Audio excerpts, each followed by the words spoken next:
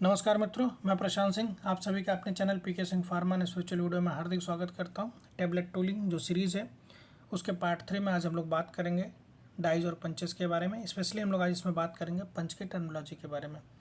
Video से पहले आपसे रिक्वेस्ट है कि वीडियो आपको पसंद आए तो हमारे वीडियो को लाइक और चैनल को सब्सक्राइब जरूर कीजिए। चलिए वीडियो हम लोग स्टार्ट करते हैं। अब इस वीडियो में हम लोग बात करेंगे पंच की टर्मिनोलॉजी। पंच के कितने पार्ट्स होते हैं और उनको किस नाम से हम लोग बुलाते हैं। तो सबसे पहला अगर इसमें जो हेडिंग है वो है हेड। हेड क्या होता है? ये वाला हेड। अब इसमें अगर मैं हेड की बात करूँगा तो ये मेरा हेड है, ठीक है। अगर इसको डिफाइन करना हो हेड को तो हम कैसे डिफाइन करेंगे? अब ये इसको हम ऐसे डिफाइन कर सकते हैं कि पंच का एंड, ठीक है, जो कि कैम ट्रैक कंप्रेशन मशीन के कैम ट्रैक में मूव करता है ड्यूरिंग रोटेशन, उसको हम लोग हेड बोलते हैं। The end of the punch that moves in the cam track of compression machine during rotation, मतलब पंच का एंड जो कि कैम ट्रैक में कंप्रेशन मशीन के कैम ट्रैक में, ठीक है, मूव करता है ड्यूरिंग रोटेशन, उसको हम लोग हेड कहते हैं। अब अगला जो टर्मिनोलॉजी है that is head flat. Head flat या डुअल फ्लैट, ये हमारा हेड फ्लैट है। ये हेड फ्लैट जो है वो पंच का एरिया है, ठीक है। हेड का जो होता है ये हेड का जो है एक एरिया है जो कि फ्लैट होता है, और इस हेड फ्लैट पे फुल कंप्रेशन फोर्स जो है वो अप्लाई होता है ड्यूरिंग कंप्रेशन, जिससे कि हमारी टेबलेट फॉर्म होती है। तो ये मेरा हेड फ्लैट। अब ये रोलर, ठीक है, ये हेड फ्लैट पे जितना प्रेशर देगा, जैसे ही वो पंच मूव होकर रोलर के अंदर आता है तो हेड फ्लैट पे वो फुल कंप्रेशन फोर्स अप्लाई करता है। तो इसी में एक टर्मिनोलॉजी होती है dwell time. The length of time in which the punch is under pressure, ठीक है, इस कॉल्ड डुअल टाइम। तो हेड फ्लैट जितना बड़ा होगा डुअल टाइम उतना होगा, इसलिए हम क्या करते हैं मशीन की स्पीड को कम करते हैं जिससे कि वो ज़्यादा टाइम तक उसके कॉन्टैक्ट में रहे। तो अगर सिंपल इसको हम डिफाइन करना चाहें तो पंच के हेड का जो फ्लैट एरिया होता है जिसपे कि फुल कंप्रेशन फोर अप्लाई होता है जिससे कि हमारी टैबलेट बनती है, उसको हम लोग कहते हैं हेड फ्लैट या उसको डुअल फ्लैट भी कहते हैं। अब अगला जो टर्मिनोलॉजी है that is outside head angle. अब आउटसाइड हेड एंगल क्या है? ये जो पोर्शन है ये आउटसाइड हेड एंगल है, ठीक है। ये ऐसा हेड का ऐसा पोर्शन है कि जो कि इनिशियल कांटेक्ट में आता है प्रेशर रोल के इनिशियल कांटेक्ट में। जैसे ही मूव होकर पंच आगे की तरफ जाएगा तो जब वो रोलर के अंदर जाएगा तो क्या होगा, आउटसाइड हेड एंगल जो होता है सबसे पहले उसके कांटेक्ट में आएगा, उसके बाद वो हेड फ्लैट पे जाएगा।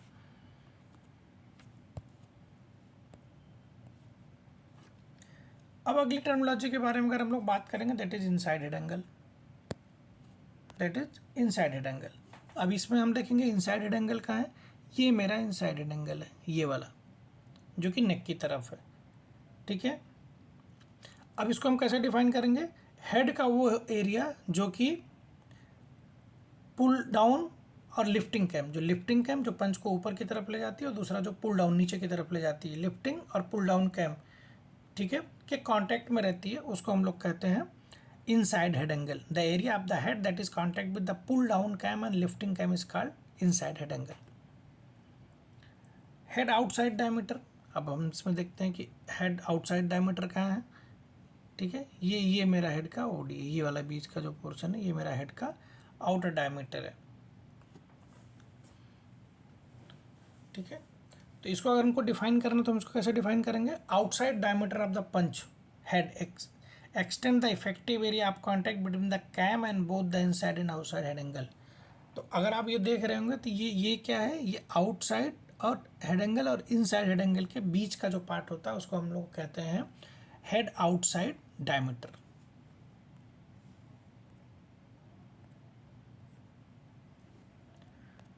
अब अगला जो हमारा टर्मिनोलॉजी है दैट इज नेक। नेक क्या होता है? अब इसमें अगर मैं देखूंगा तो ये मेरा नेक है, ये वाला जो पोर्शन है ये मेरा नेक है। अब हेड और बैरल, ये मेरा पूरा हेड है, ये बैरल है। हेड और बैरल के बीच का जो एरिया होता है, ठीक है, उसको हम लोग कहते हैं नेक। ये कैम के लिए क्लियरेंस प्रोवाइड करता है। The relieved area between the head and barrel is called neck and it provides the clearance for the camps. ये कैम के लिए क्लियरेंस का काम करता है। अब अगला जो टर्मिनोलॉजी है दैट इज बैरल। बैरल क्या है? ये बैरल है। जैसे मैंने आपको पहले भी बताया कि बैरल के डायमीटर के बेसिस पे इसको बी डी और डी में डिवाइड किया गया है। डी में क्या होगा, इसका आउटर डायमीटर बैरल का ज़्यादा होगा, मतलब पंच ज़्यादा मोटा होगा। अगर मैं हिंदी में रफ हिंदी में बात करूँ तो पंच मोटा होगा, बैरल मोटा होगा। अब बैरल को कैसे डिफाइन करेंगे?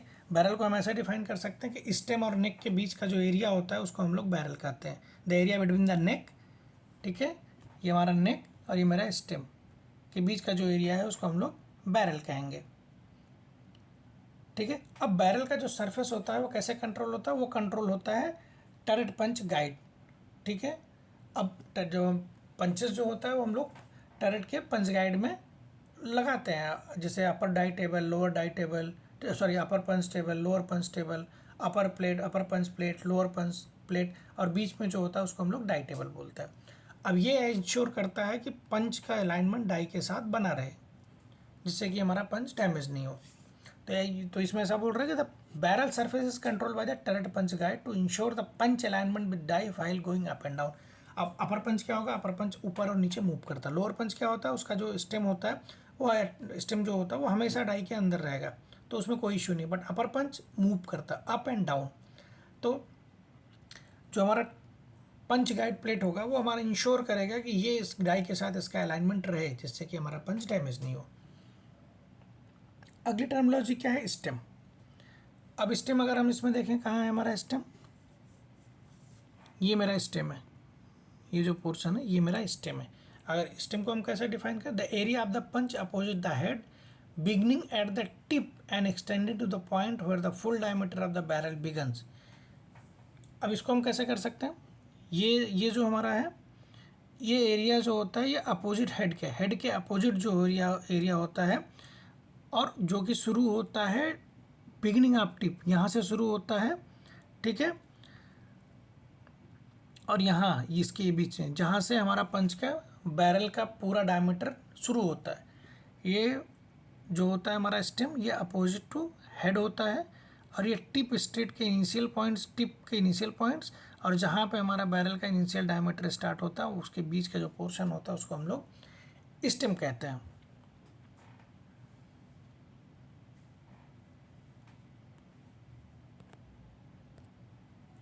अब अगला जो हमारा टर्मिनोलॉजी है वो है टिप।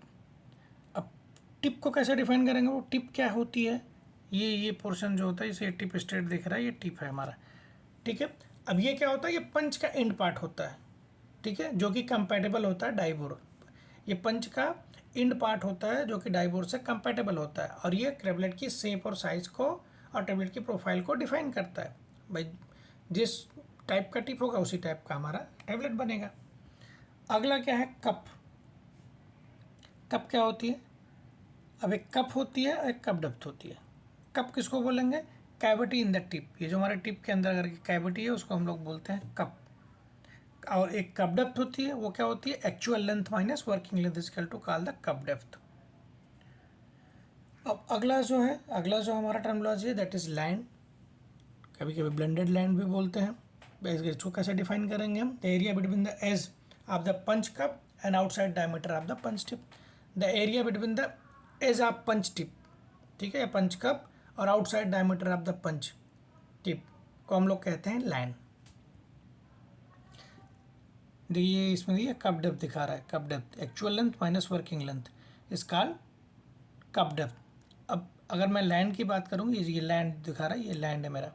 तो इसमें क्या है कि inside diameter of the tip और outside diameter of the punch cup, ठीक है, ये पूरा हमारा आउटसाइड डायमीटर, ठीक है,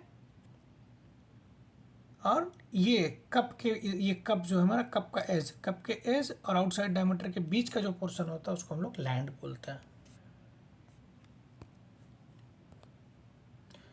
इस वीडियो में हम लोगों ने पंच के डिफरेंट टर्मिनोलॉजी के बारे में बात किया, जैसे कि हेड क्या होता है, फ्लैट क्या होता है, outside head angle, inside head angle, land, blended land, cup depth, stem tip.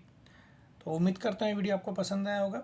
अगर ये वीडियो आपको पसंद आया तो आप वीडियो को लाइक और चैनल को सब्सक्राइब जरूर कीजिए। नेक्स्ट पार्ट जो है दैट इज़ पार्ट 4, उसमें भी हम लोग पंच की टर्मिनोलॉजी के बारे में ही बात करेंगे, क्योंकि इसमें बहुत सारे पंच के पार्ट्स होते हैं, एक वीडियो में कवर करना मुश्किल है। तो उम्मीद करता हूँ वीडियो आपको पसंद आया होगा। Thank you very much.